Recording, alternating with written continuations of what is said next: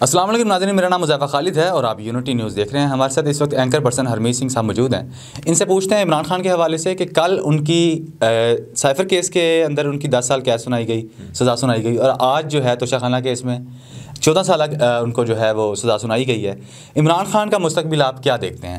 دیکھیں، مستقبل کی تو بات چھوڑ دیں، فی الحال جو کچھ ہو رہا ہے وہ بڑا ظلم، بڑی زیادتی اور آئین اور قانون کی جس طرح دھجیاں اڑائی جا رہی ہوں آپ کے سامنے ہیں. یعنی آپ کل کا سائفر کیس آپ دیکھ لیں کہ جج ابو الحسنات کو اتنی جلدی تھی کہ انہوں نے ایک تو مجھے یہ بتائیں کہ کیا پاکستان کا جو آرٹیکل 10 ہے وہ کیا کہتا ہے. پھر اگر سائفر کیس کے حوالے سے جو چیزیں سامنے آئی تھی، سپریم کورٹ کے سامنے جو چیزیں آئی تھیں، انہوں نے جو اپنے ریمارکس دیے تھے، جو چیزیں آئی تھی، انہوں نے کہا تھا اس میں کون سی پھانسی اور کون سا جو ہے عمر قید لگتی ہے، کیونکہ سائفر ڈیکوڈ نہیں ہوا ہے، ترجمہ وزیر اعظم کے پاس جاتا ہے. یہ سارا کیس تو جاتا ہے وزیر خارجہ کے اوپر. اگر بلیم جائے گا دفتر خارجہ کے اوپر جائے گا، وزیر اعظم کا تو اس سے کوئی لینا دینا نہیں ہے، تو سپریم کورٹ کے ریمارکس ہے.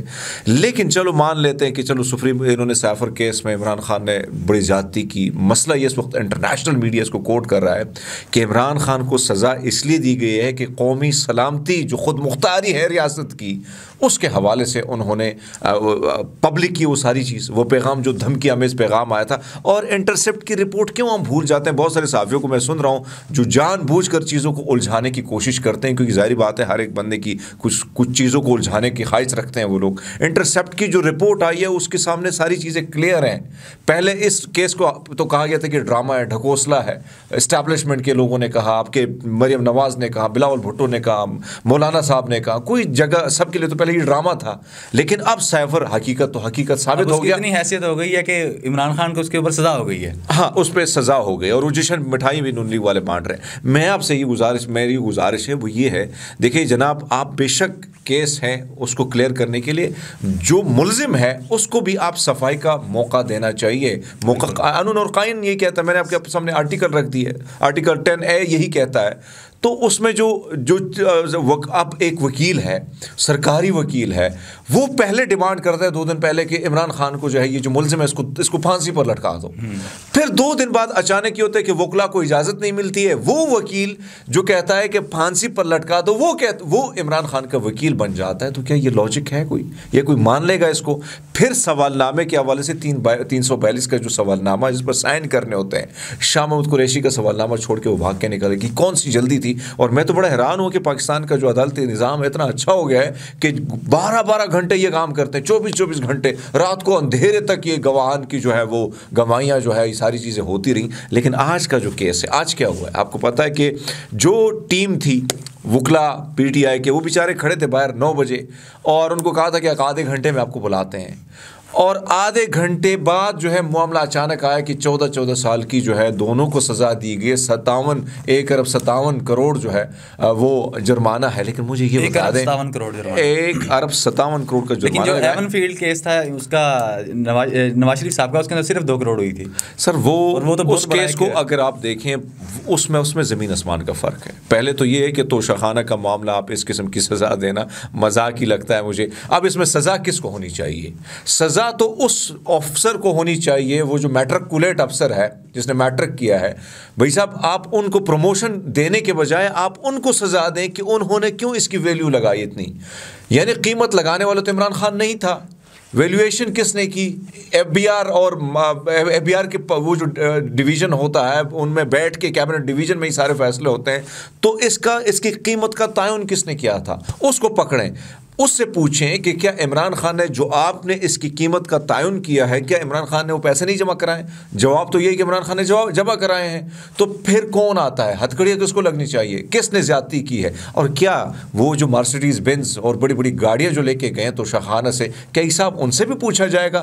صرف ایک ہی ڈھکوسلا اس ملک کے ساتھ، ریاست کے ساتھ زیادتی ہو رہی ہے، ظلم ہو رہا ہے. آپ کو یاد ہے ابھی حسین حقانی کے ٹیلی ویژن پر میں رپورٹ دیکھ رہا تھا، وہ کہہ رہا ہے کہ یہ پاکستانی خمینی بننے جا رہا ہے، یہ اپنی ہر تقریر میں قرآنی آیات سے شروعات کر رہے، تو مجھے یہ بتایا کہ وہ مسلمان ہے، مسلمان ملک کا، اسلامی ملک کا سربراہ تھا یا وہ لیڈ کرتا ہے ایک بڑی جماعت کو، تو کیا وہ قرآنی آیات کی شروعات اگر تقریر کی کرے گا؟ جب میں میں سکھ بات کر رہا ہوں تو میں جب کوئی کلام یا کوئی میں شروعات کروں تو میں گرو گرنتھ صاحب کا کلام پڑھوں گا نا، تو آپ مسلمان ہیں، آپ قرآن شریف کا کلام پڑھ کے آپ شروعات کریں گے نا، تو آپ اس چیز کو ایکسچینج کر رہے ہو کہ آیا یہ اتنا ایکسٹریمسٹ ہے، یہ اسلامک بندہ ہے اور ہم بڑے لبرل ہیں، ہم بہت اچھے۔ خواجہ آصف کا بھی بیان اسی طرح پڑا ہوا ہے۔ تو یہ سارا کچھ جو ہو رہا ہے کس کے اما پر ہو رہا ہے؟ پوری دنیا ہم پہ ہنس رہی ہے کہ پاکستان کی سلامتی اور خود مختاری پر جنہوں نے دھمکی دی، جنہوں نے اٹیک کیا، اس کو کچھ نہیں کہا جا رہا۔ جنہوں نے پبلک پہ بتایا کہ بھائی صاحب یہ ہماری خود مختاری اور سلامتی اور ہمارے ملک میں حکومتیں بدل نہیں، جو عوام نے ڈیسائیڈ کی تھی، جنہوں نے عوام نے منتخب کی تھی، اس حکومت کو آپ ایسے ہی گھر بھیج دیں۔ اگر وہ چیز پبلک کی تو اسی گناہ کے وہ ایک بہت بڑا گناہ کبیرہ سمجھا گیا اور اس کو جیل 24 سال کی سزا ان کو دے دی گئی۔ تو میرے خیال میں مذاق ہے، بھونڈی حرکت ہے، اور میں سمجھتا ہوں کہ کچھ نہیں ہوگا اس پہ، ووٹر کا بڑا فرق پڑے گا اور ووٹر جو ہے مزید موٹیویٹ ہوگا۔ جی، الیکشن 2024 کے اندر کیا پی ٹی آئی کے جو ووٹرز ہیں ان کو انتخاب کرنا چاہیے، ووٹ کاسٹ کرنا چاہیے، یا پھر ان کو بائی کاٹ کر دینا چاہیے؟ بائی کاٹ تو بالکل نہیں کرنا چاہیے، کیونکہ آپ کے پاس ایک ووٹ کا آپ نے کو ایک طاقت جو ایک ریاست کے آئین نے آپ کو دی ہے، آپ کے پاس یہ آپشن ہے۔ بائی کاٹ بالکل نہ کریں۔ بھائی صاحب جو کچھ ہو رہا ہے وہ سب کے سامنے، کس سے ڈھکا چھپا نہیں۔ ایک پارٹی کے ساتھ کیا ہو رہا ہے، ایک پولیس ہم دیکھتے ہیں کہ وہ کرسیاں ٹھیک کرتا ہوا نظر آتا ہے دیگر جماعتوں کے لیے، وہی پولیس جب پی ٹی آئی کا جھنڈا دیکھتا ہے پتہ نہیں اس کو ایسے جیسے وہ شہد کی مکھیاں کاٹ لیتی ہے، وہ اس کے پیچھے پڑ جاتا ہے۔ تو اگر یہ سسٹم ہوگا تو میرے خیال میں پھر عوام میں جو غم و غصہ، اس وقت آپ نے بلہ چھین لیا، 24 سال کی سزا ایک شخص کو دی جس کا کوئی گناہ نہیں ہے، تو پھر ایسے میں ریئیکشن آئے گا، اور ریئیکشن آئے گا تو وہ ووٹ کے ذریعے آئے گا۔ اور میں سمجھتا ہوں کہ انہوں نے بہت بڑی غلطی کی ہے، دوبارہ پارٹی کی مقبولیت میں مزید اضافہ اپنی غلطی اپنی کوتاہیوں سے کر رہے ہیں۔ کیس اتنا بڑا کیس نہیں ہے، یہ ختم ہو جائیں گے، کیونکہ جس طریقے سے یہ وہی جج بشیر ہے نا، آپ اندازہ لگا لیں کہ نواز شریف کا صاحب کا جب کیس تھا تو انہوں نے درخواست دی تھی کہ بھائی صاحب مجھے سائڈ لائن پہ کرو، میں نہیں کر سکتا۔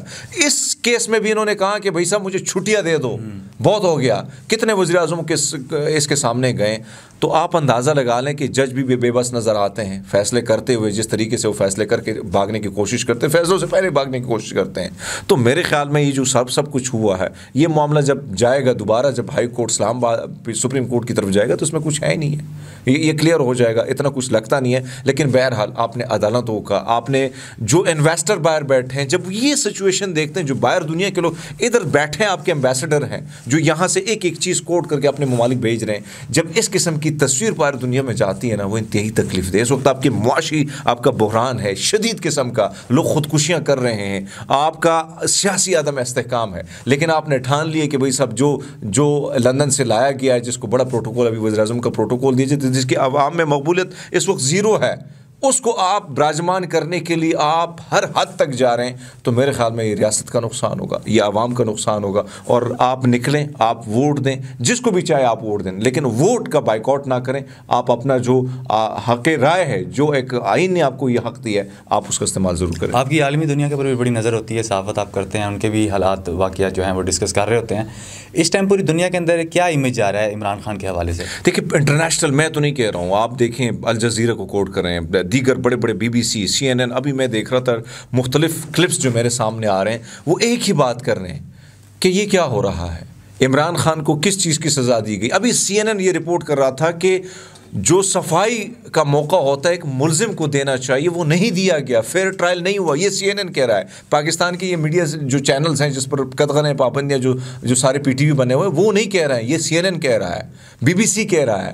تو عالمی میڈیا میں جب اس قسم کی چیزیں جاتی ہیں اور پوری دنیا میں ایک تصویر جاتی ہے، تو یقین مانیں تصویر کیا اچھی جائے گی، کیا پازیٹیو تصویر جائے گی۔ آپ اپنا اندازہ لگا لیں، آپ کی امپورٹ ایکسپورٹ کہاں بیٹھ گئی، کہاں پہنچ گئی ہے۔ بجلی آپ کے پاس ہے نہیں، صنعتیں بند ہو چکی ہیں، 70% جو ہے آپ کے اس فیصل آباد میں جو جس طریقے سے ایکسپورٹ تھی ہماری، جس تیزی اس میں آئی تھی، وہ کارخانے بند ہو گئے ہیں، لوگ خودکشیاں کر رہے ہیں۔ تو یہ ساری چیزوں کا بہت اثر پڑتا ہے انٹرنیشنلی، جب یہ تصویر جاتی ہے باہر دنیا میں تو لوگ انویسٹر گھبراتے ہیں, باہر دنیا کے لوگ آنے سے گھبراتے ہیں کہ وہاں پہ تو سچویشن کچھ ڈفرینٹ ہے. پھر اندر کی ماحول کی اگر آپ بات کریں, گلگت کے لوگ تقریباً آج سے 36 دنوں سے ٹھٹھرتی سردی میں بیٹھے ہوئے ہیں. کیا ڈیمانڈ ہے ان کی؟ صرف آٹے کی ڈیمانڈ کر رہے ہیں نا, 4 ارب روپے کی سبسڈی مانگ رہے ہیں, تو زیادہ تو نہیں مانگ رہے ہیں. وہ تصویر کہاں جا رہی ہے؟ بلوچستان کی وہ بہن بیٹیاں آئی تھیں, ان پر آپ نے ٹھنڈا پانی ٹھٹھرتی سردی میں اس پر ان پر پھینک دیا, تو کیا ہوا؟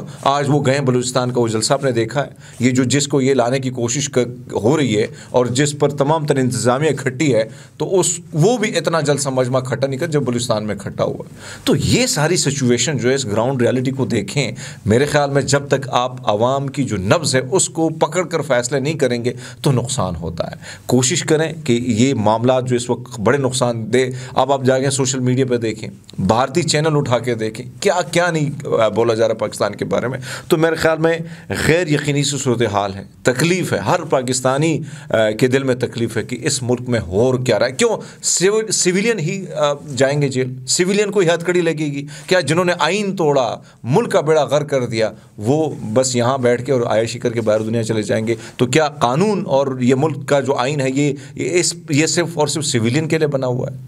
تو یہ سوال ہر شخص کر رہا ہے. تو میرے خیال میں یہ جو فیصلے اس قسم کے آتے ہیں, یہ عدالتی نظام پر بھی جو ہے وہ پھر سوال اٹھتے ہیں, ملک کے ریاستی نظام پر بھی سوال اٹھتے ہیں, اور پھر وہ جو بھروسہ ہے ایک عوام کا, وہ بھروسہ بھی قائم کرنے میں بڑا ٹائم لگتا ہے. بہت شکریہ جی. اینکر پرسن ہرمیت سنگھ صاحب ہمارے ساتھ موجود تھے. تمام تر تفصیلات آپ نے سنی. مزید معلومات کے لیے دیکھتے رہیے یونٹی نیوز.